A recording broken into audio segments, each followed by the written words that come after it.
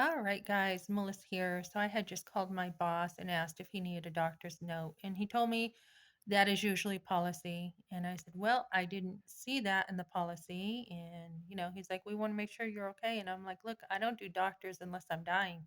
So you're not getting a doctor's note from me." This happened when I worked at a dealership at Kia. I had called in that day for cramps, and they're like, "We need a doctor's note to make sure it's not COVID." I'm like, "Look, I take care of my own health. You don't tell me when to go to the doctors and when not to." So I had to let that job go.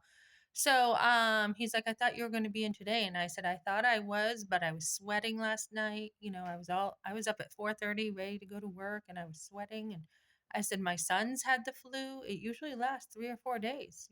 So it doesn't mean there's anything wrong. It's just a flu." I think we live in a society where people cannot get sick, honestly. You can't get sick or you're going to lose your job. So, and that doesn't even include like if I needed personal time.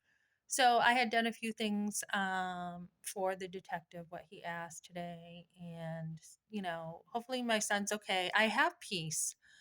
Somebody I had talked to said, "Look, this is going to be a real testing of your faith." And I'm like, "Yep." And they're like, "You're just going to have faith." So, sometimes there's nothing you can do, guys, except trust God.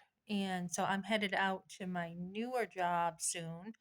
I didn't have to work yesterday, but I felt really bad at my new job the other night. I had gone over there because I knew even though I was sick, I wouldn't really be doing anything, right? It's just your first day. So it was a real easy night. Tonight should be easy too. As I get my energy back. And I felt so bad because they wanted me to try about six expensive appetizers, and I didn't like any of it. I'm like, I don't like crab. I don't like mussels. I don't like shrimp and scallops. I like scallops, but not shrimp. I don't like shrimp. I don't like raw tuna. So she's like, "I just spent $100 on you. You need to try this stuff." And I felt like a little kid.